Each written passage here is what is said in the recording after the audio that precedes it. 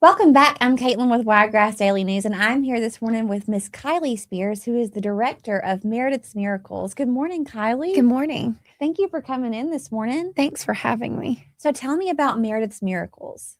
We're a nonprofit children's foundation. We're 501c3, and we help children that need medical attention travel to specialty care if they have to leave their hometown area. And we cover 26 counties. We cover such as food, gas, and lodging when a family has to go stay out of town for treatments, surgeries, any specialized medical care that they can't get in their hometown. How does someone get involved, or how do you find the children who need the assistance? We have a large network, worked with multiple hospitals. We actually even have a lot of our patients travel out of the state of Alabama. But we work with the hospitals and the social workers. We have a big network set up with them, and we have a great team of social workers that help us refer patients to us. So sometimes it's word of mouth. A family knows another family and tells people to call. But then our social workers in the different hospitals, we have referral programs with them. And so we get a lot of patients referred to us. Yeah. So, as a nonprofit, you rely on donations, and right now you're having your end of the year campaign, right? Yes, we are. A lot of times with a nonprofit, our issue will always be we won't have enough funding. And I don't want to ever be in the position to turn a family down. We have grown at such a rapid rate that that's the panic of it all. Right. That no one magically, I say, I wish I had a money tree. We don't have a money tree. I wish I had a magic I wish wand. I had a money tree. I know. I wish I had a magic wand to wave and start off at the beginning of the year with like $500,000. And my job could just be like, who needs funding? Let me help everybody. And it's not that way, unfortunately. And a lot of people, I think, just assume that, oh, you're nonprofit and that people like, the state might donate to you or federal. We don't get any funding like that. So every dollar that we raise and give away is money that we've raised, whether it's been a fundraiser or somebody supported our end of the year campaign. We have different events. We actually, Meredith's Miracles has a thrift store in Andalusia, Alabama. That has become our biggest source of funding for our foundation. So it is literally like in the case of the thrift store, it's like every shirt we sell or every, picture frame we sell at our thrift store, it's money that goes back into the funding to fund a trip and stay in a hotel one night before surgery for a Right. family. So a lot of times I don't think people slow down and think like, how do we make it happen? Right. Because there's so many moving pieces, and I constantly say that to our staff and volunteers is like, there's so many moving pieces that I'm so lucky it all comes together because we don't want to turn families away. Right. But donations, we depend on donations.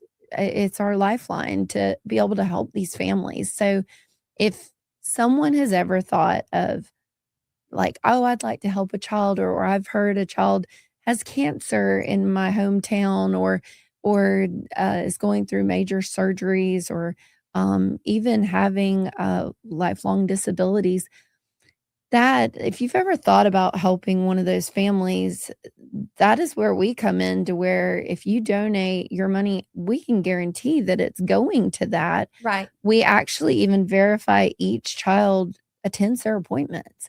So we don't have any doubts, that we are helping these families get to where they need to go. Right. And being the support that they need. And sometimes we're their biggest lifeline to not have to worry. We don't want them worrying about where they're gonna lay their head or how they're gonna get there, because medical bills add up real fast. Yes.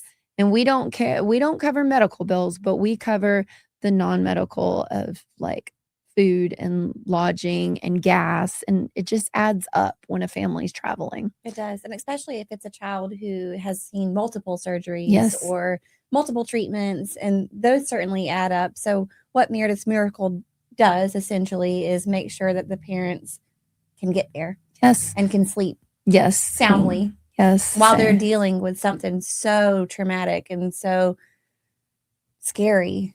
We have 53 cancer patients right now. Goodness. And this year, and like, you just don't think that's a lot of children, and some of them are really, really sick. And the parents making decisions of what kind of treatments and what's right for their child, and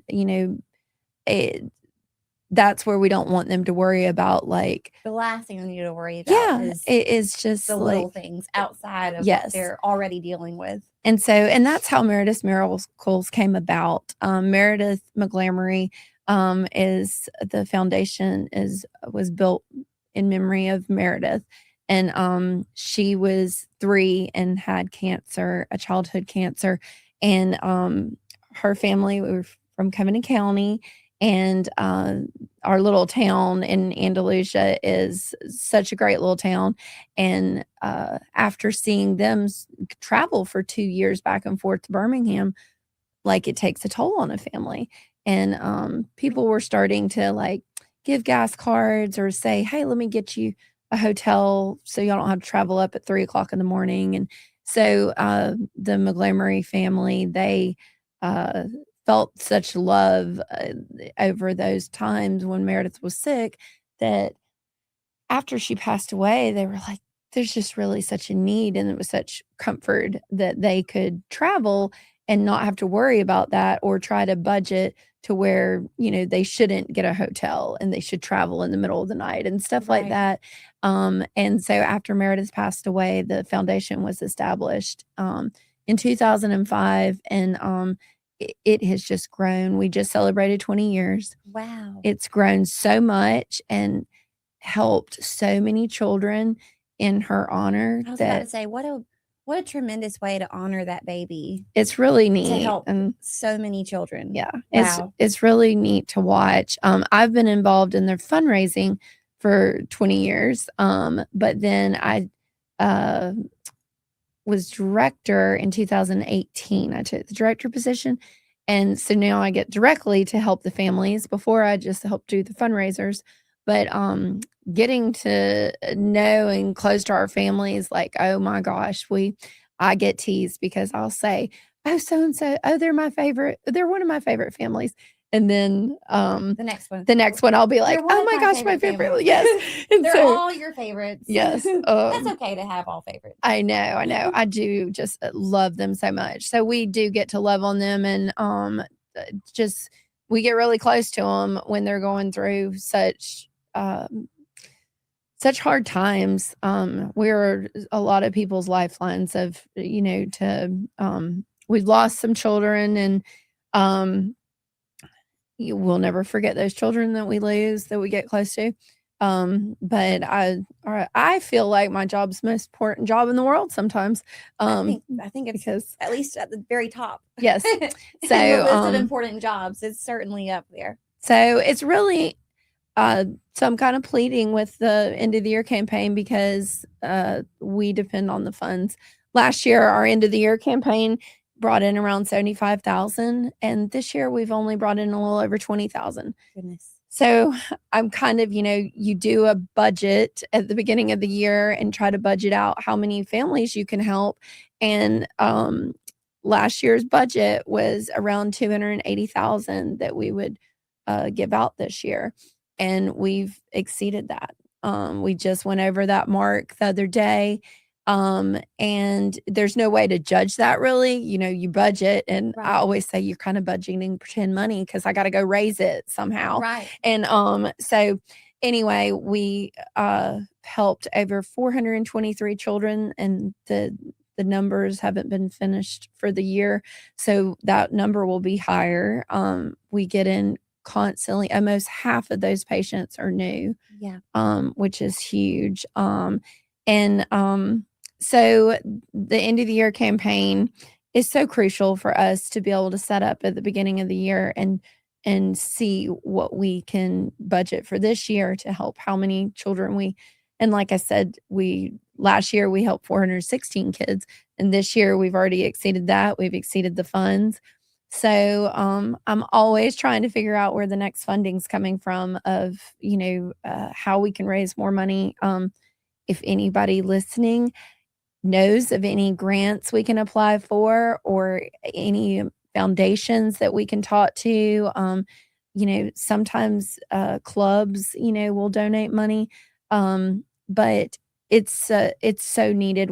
We need it so bad, and the end of the year campaign. If anybody has a thought to give and want to help any children, then we would just be so honored if they would consider us because we really want to be able to continue to grow and help as many children as we can, and don't want to, have to turn anyone away. Our 26 counties basically cover Montgomery County, state line to state line and down. So we're pretty much the whole South.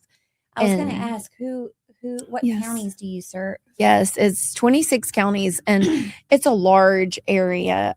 Houston County is become our second largest area that we fund, Houston and Dale, and that's grown so much. So I've got to have some sources of income for the different counties to grow. Covington County is where we were based from, and we still are, but we our applicants, it's through it's online and stuff, and the referrals. So it's not that patients come to our office. So it doesn't really have anything to do with us being based in Covington County because we cover the 26 counties. So we may help families. I may never meet some of our families we help because we don't have patients that come in the office and stuff. So the 26 counties, if somebody wants to help somebody, then the money is going back directly into your counties that that you're helping local children. So it's really it's just such a need. A few years ago, my grant writer, she's on our board, and she said, do you do an end of the year campaign? And I said, well, no, what do you mean? And she said, you do an end of the year campaign and you ask people, if they want to donate. And in my mind, I had done fundraising for so long that I felt like you had to do something or sell something, or, and I was like, well, you're just going to ask, at the end of the year, just ask. Yes. And so that's been such a blessing to me to watch because my grant writer was, she's like, you just ask. And so the first year we did it, we raised $16,000, and I was like, oh my gosh, this is wonderful because this is just money that people want to give and believe in our foundation. Right. And through the years, it's been really, I've been that's been one of my funnest things to watch because to me, it's kind of like, y'all are doing such a great job. We believe in you. And I had a lady last year walk in, and she came to our thrift store, and she said, she shopped with our thrift store, and she gave me a $10,000 check. And it was like, oh my gosh, I was so proud that she believed in what we were doing, to trust us with that, and to because we've got the numbers, like I said, we've exceeded our budget of what we were funding, and we've not turned any family down that is eligible for our funding. So it's just been such a blessing to have that support of the end of the year campaign. But this year we are running behind on it. And so we're really hoping that we could pull at people's heartstrings to keep us going, and understand that it's not just, there's not a money tree. And so that's always going to be our biggest struggle is funding so we can keep going and help as many children as we can. Where can someone go to donate? Our website's so user-friendly. It's meredithsmiracles.org. And you're going to look for our purple cartoon girl. Our little Meredith logo is a little purple cartoon girl. There is a Meredith's Miracle Foundation that's a colon cancer foundation up north somewhere. So sometimes our websites get confused. Right. So you're going to look for our purple cartoon girl. Okay. We take monthly subscription pays. You can pay on your phone, on Apple Pay. It's just user friendly on there. And you can donate to the end of the year campaign. It's just a click of the button on your phone. We've tried to encourage monthly donations because then that's even greater that we know monthly it's coming in. Right. And sometimes that's easier for somebody to budget, just $20 a month or, and that adds up. Oh, it does so much. Right. I had a lady call me after I did an interview at a radio station last year for the end of the year campaign, and we had helped her granddaughter. And she said she didn't have much, but she wanted to donate, and she donates $10 a month. And that I've loved seeing that $10 a month come in because it's like, that's so special that she wanted to give back after we helped. And we have some of our social workers that donate to us, and I love that because they send us patients, but then yet they believe in us enough to donate to us. We've had social workers. We're involved in Children's of Alabama's continuing education with their social workers. We've got like over 75 registered with our program at Children's of Alabama. Yeah. And so we go up there and work with them. And they said, you don't understand the foundation.